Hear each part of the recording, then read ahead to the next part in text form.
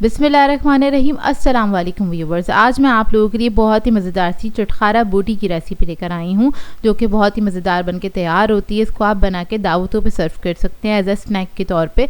अक्सर बकरीद के दिनों में कंफ्यूज होते हैं कि स्नैक के तौर पे क्या चीज़ सर्व की जाए, और गोश्त भी भरपूर तादाद में मौजूद होता है, तो आप इस रेसिपी को बना सकते हैं। सभी को बहुत पसंद आएगी। इसको आप हाई टीज़ वगैरह में भी सर्व कर सकते हैं। बहुत ही मज़ेदार बनके तैयार होती हैं, बहुत जूसी बनती हैं, टेंडर बनती हैं। तो इस वीडियो को लास्ट तक ज़रूर देखिएगा। अगर आप मेरे चैनल पर नए हैं तो मेरे चैनल को सब्सक्राइब करें, साथ साथ ऑल नोटिफिकेशन को क्लिक करें। इससे आने वाली मेरी हर नई वीडियो की नोटिफिकेशन आपको सबसे पहले मिलेगी। वीडियो अच्छी लगे तो लाइक एंड शेयर करना ना भूलें। तो चलिए ये वीडियो स्टार्ट करते हैं। तो इसके लिए मैंने प्रेशर कुकर ले लिया है। इसमें ऐड कर देंगे आधा किलो के बराबर बीफ। इसकी मैंने छोटे क्यूब्स में पीसेस कट कर लिए थे, मतलब छोटे साइज़ की बोटी लेनी है आपने। एक अदद प्याज ऐड कर देंगे इसके अंदर। लहसुन अदरक का पेस्ट ऐड करेंगे 1 टीस्पून के बराबर। ज़ीरा पाउडर ऐड करेंगे 1 टीस्पून। नमक ऐड करेंगे 1 टीस्पून। हल्दी ऐड करेंगे 1/2 टीस्पून।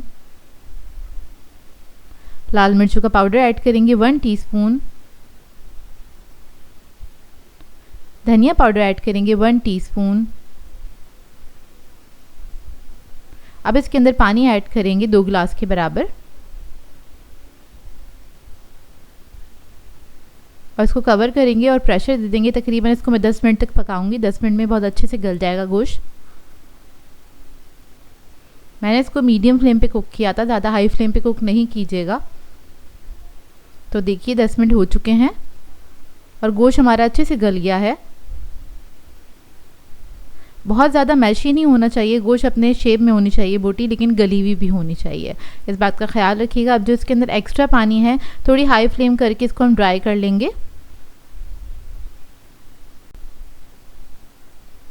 तो देखिए एक्स्ट्रा पानी जो था वो अच्छे से ड्राई हो गया है। अब इसको एक बाउल में निकाल लूँगी और थोड़ा सा ठंडा कर लेंगे इसको। और जब ये थोड़ी सी ठंडी हो जाएंगी, फिर इसके अंदर हम बाकी के मसाले ऐड करेंगे। तो कुटी हुई मिर्चें ऐड की हैं 1 टीस्पून के बराबर। चाट मसाला ऐड करेंगे 1/2 टीस्पून। कसूरी मेथी ऐड करेंगे 1 टीस्पून के बराबर। साबुत धनिया ऐड करेंगे कुटा हुआ 1 टेबलस्पून। कॉर्नफ्लोर ऐड करेंगे 3 टेबलस्पून के बराबर। कॉर्नफ्लोर के अलावा आप लोग मैदा या फिर बेसन भी ऐड कर सकते हैं। अब नींबू ऐड करेंगे 1 टेबलस्पून के बराबर। इससे बहुत ही चटपटा सा टेस्ट आएगा इसका। इस सबको अच्छी तरीके से मिक्स कर लेंगे और इसके अंदर मैं थोड़ा सा फूड कलर भी ऐड करूँगी। ये ऑप्शनल है, लेकिन ये ज़रूर ऐड कीजिएगा, इससे इसकी रंगत बहुत अच्छी आती है। तो बस 1 पिंच के बराबर फूड कलर ऐड किया है मैंने, ज़र्दा फूड कलर। इसको मिक्स कर लेंगे अच्छी तरीके से। ये देखिए अच्छे से मिक्स हो गई है, सारा मसाला इसी के ऊपर पड़ गया है। अब इसको हम ऑयल में फ्राई कर लेंगे। तो मीडियम हॉट ऑयल में आपने इसको फ्राई करना है, ज़्यादा हाई फ्लेम पे इसको फ्राई नहीं कीजिएगा, नहीं तो क्या होगा, जो बोटियां जो हैं वो बहुत ज़्यादा ऊपर से ड्राई हो जाएंगी और वो खाने में अच्छी नहीं लगेंगी। तो बस मीडियम हॉट ऑयल में इसको हम फ्राई करेंगे कलर आने तक। ये देखिए कलर आना स्टार्ट हो गया। जब अच्छा सा कलर आ जाएगा फिर इसको हम निकाल लेंगे।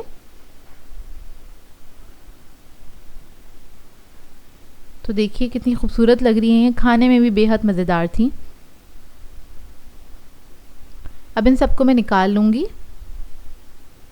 और इसके बाद आप किसी भी चटनी के साथ, सॉस के साथ इसको सर्व कर सकते हैं। वैसे उसकी ज़रूरत नहीं पड़ेगी क्योंकि इनका टेस्ट ही इतना मज़ेदार होता है। ऊपर से थोड़ा सा नींबू इसके ऊपर डालिएगा, थोड़ा सा चाट मसाला ऐड कीजिएगा इसके ऊपर, और इसको आप सर्व कर सकते हैं। बेहद मज़ेदार बनती हैं, अंदर से बहुत सॉफ्ट होती हैं, ऊपर एक चटपटा सा मसाले की लेयर होती है जो कि खाने में बेहद मज़ेदार लगती है।